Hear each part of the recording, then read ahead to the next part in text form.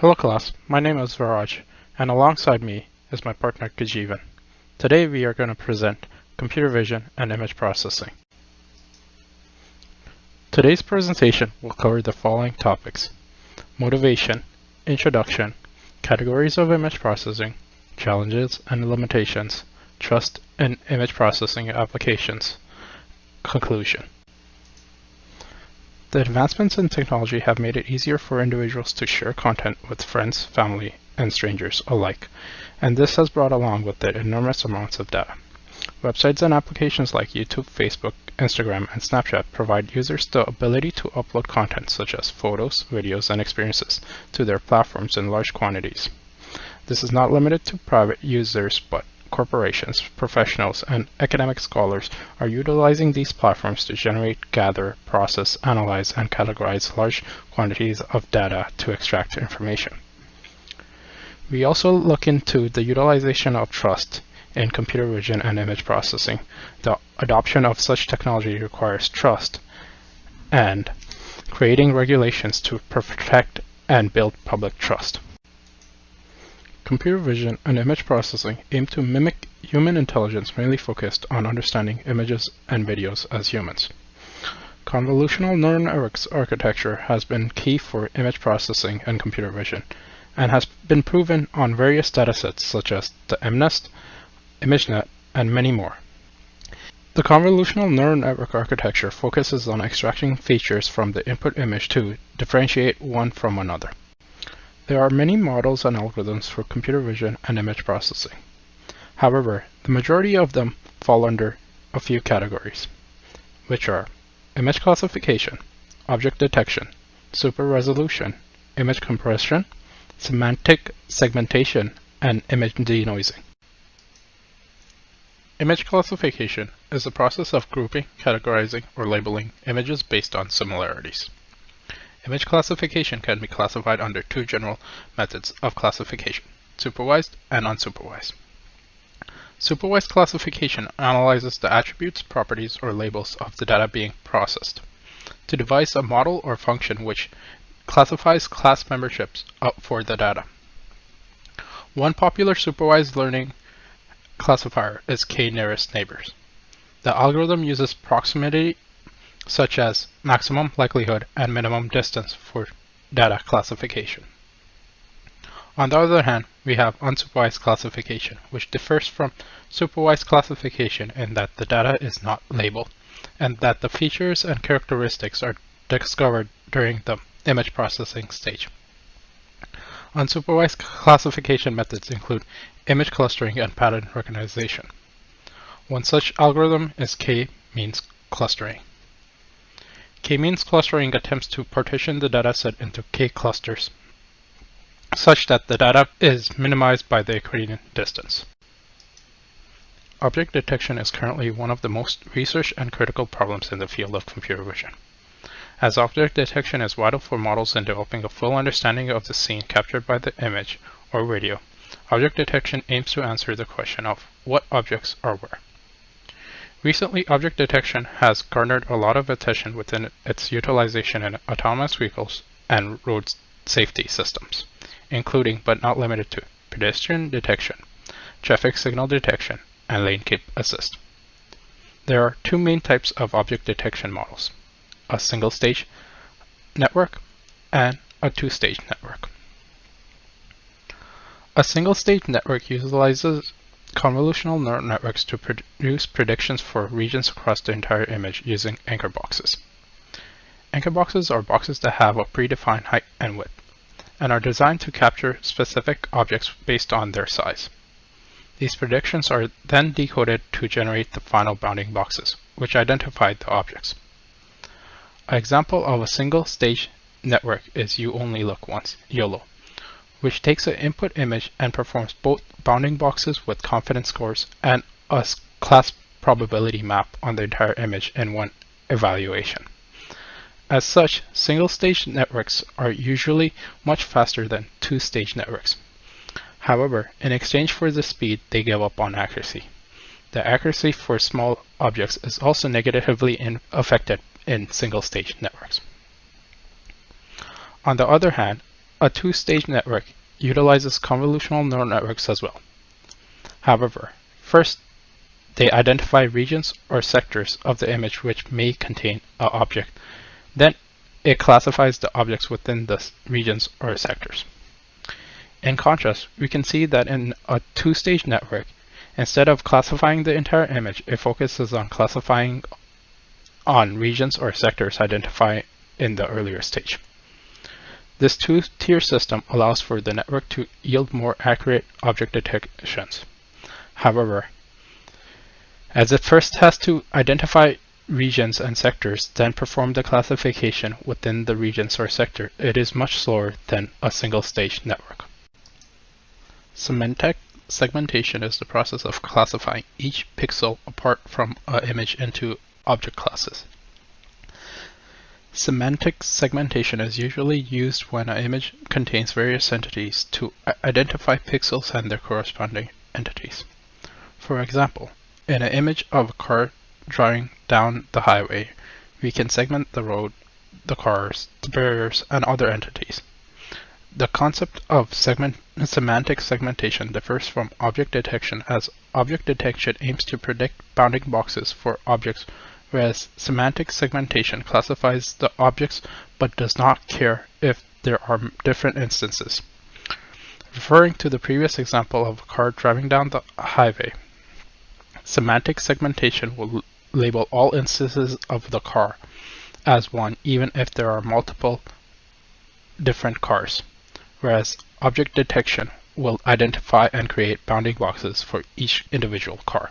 Then we have super resolution. Super resolution is the process of upscaling the image or video, basically improving the quality of the image or enhancing the resolution. Let's say you have a surveillance system installed.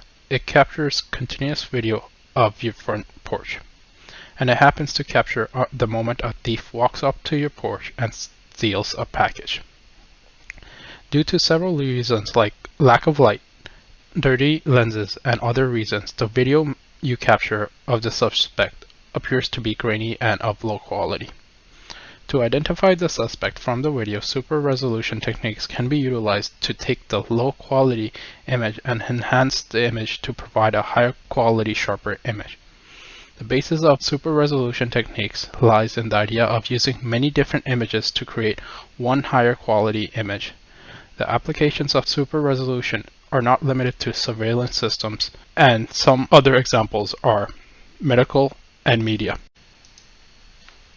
Image compression is the process applied to videos or images which aims to reduce the file size without hurting the image or video quality, usually defined by acceptable threshold. Compressing a video or image allows it to be more portable, as reduced file size reduces the cost of storing and transmitting it. Image compression techniques utilize several methods to achieve the task of reducing the files, such as color pixels with similar colors specified by a code. This allows multiple pixels to be represented by one pixel. Another technique is taking the image and creating a mathematical representation of the image using wavelengths. Image denoising is the process of removing noise from a noisy image, where noise in the image can be defined as the variation of brightness or color information. The problem of removing noise from a noisy image is one of the fundamental challenges in the field of computer vision and image processing. A noisy image may be created due to factors such as intrinsic or extrinsic conditions. An intrinsic condition is such as a faulty sensor, and an extrinsic condition is environmental conditions. Challenges and limitations. Large amounts of data is required. Deep learning requires large quantities of data to perform well. If insufficient data is gathered, underfitting or overfitting can occur. Another problem is manually labeling of training data. Data gathered may not be labeled as to what it is. This requires a lots of effort to label the data. Bogus data. Data integrity for data scrapped from various sources cannot be always verified. This means that the data that is gathered cannot be differentiated from actual to ones that have been manipulated by the source. Another problem is it is computationally expensive. Deep learning models have millions, if not billions, of hyperparameters that can be tuned. And tuning these parameters can take hours, if not days, depending on the configuration of the computer. Hello everyone, I'm going to be talking about how image processing is used in different sectors and why they are being used, as well as how to improve trust in each sector.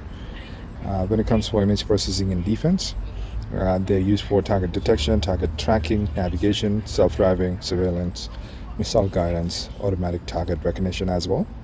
And the benefit of using that is reduces human errors, provides better intelligence, increases efficiency, increases accuracy, and reduces casualty. And how do you build trust within the AI when using it for defense? They should follow all the ethical principles.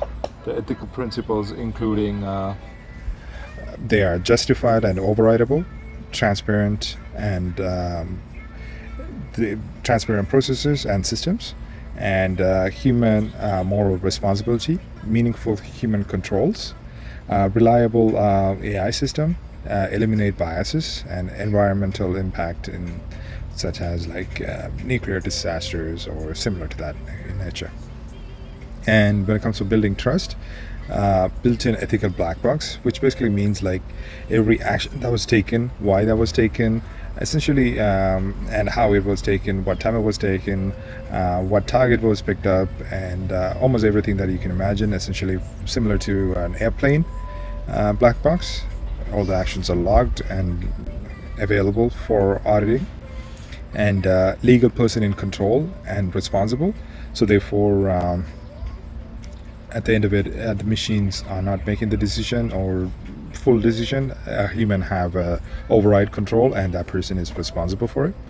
And transparency in the decision and the outcomes of all AI systems. And disaster recovery, when it comes to image processing, they provide overview of the overall situation. For example, a satellite or even drones, they provide vast information, and they help identify the ground zero, help locate survivors, assess infrastructure damages. So therefore, you can plan according to the damage. For example, if the bridges are damaged, so therefore you might have to find an alternative way to get like ambulances. And faster analysis of image. For example, when comparing hundreds of thousands of images to find where the damage is occurred, and how to mitigate it or how to rescue survivors. They provide much faster image analysis. Building trust in disaster recovery AIs. Ensure your AI is not biased. For example, socioeconomic biases are common in this type of AI, given some of the disasters might happen in a third world country and the AI might not have the full training or the training data might not reflect that situation, and therefore it might create or have some biases for those third world countries. And partnership between countries to share data. These disaster recovery AIs, the more data it can be trained on, the better it is. And given a single damage might not occur in a disaster might not occur in a given country, giving partnership between countries will help improve the AI and help humanity better. And also these AIs should have the transparency, why the decisions were taken and how they are programmed and how they are acting. And also they should comply with the local and the given country's privacy and security laws. Self-driving vehicles. The benefit of it is obviously saves time, reduces accident, reduces traffic congestions, improves walkability, given they don't need to be parked on the side of the road, free up parking lots for other users. For example, the parking lots can be converted into libraries or parks, for example. and reduces carbon emission, limiting travel-related stress as well. And in order to build trust in self-driving vehicles, its security controls should be in place to make sure they're not hacked in a way where it can cause an accident or it could harm a human. And obviously there should be security controls, application testings should be done before they are available on the cars. In-depth safety assessment, so in other words, like, create a test environment where these are tested extensively, and probably even have a committee to make sure these conditions are met by each manufacturer. And manufacturers should also communicate similar to how they communicate, how their vehicle gets, how fast it can go from 0 to 100, or how many airbags it has. Similar to that, they should also communicate the security controls that they have put in place and the privacy measures that they have taken to ensure the data is secure, and safety controls to avoid a collision or prevent any human casualties, and also the processes around how their development process, including their life cycle, and the AI related material should be available and should be published to the public to build the trust around the self-driving vehicle AI. When it comes to image processing, facial recognition, we might use facial recognition or Face ID for unlocking our iPhones and MacBooks, but they are also being used in policing, healthcare, and border security. And given policing and border security combines data from CCTV, social media, license plates, they're combining those data to analyze and make sure the people who are entering the border are not tied to any terrorist activities and other watch lists. And when it comes to healthcare, they're being used for identifying and nursing patients. They're also being used for diagnosing genetic, medical, and behavioral conditions as well. And building trust in facial recognition AI is ensure AI is not biased, given some of these policing AI is known to have gender or race-based biases, as well as government agencies should have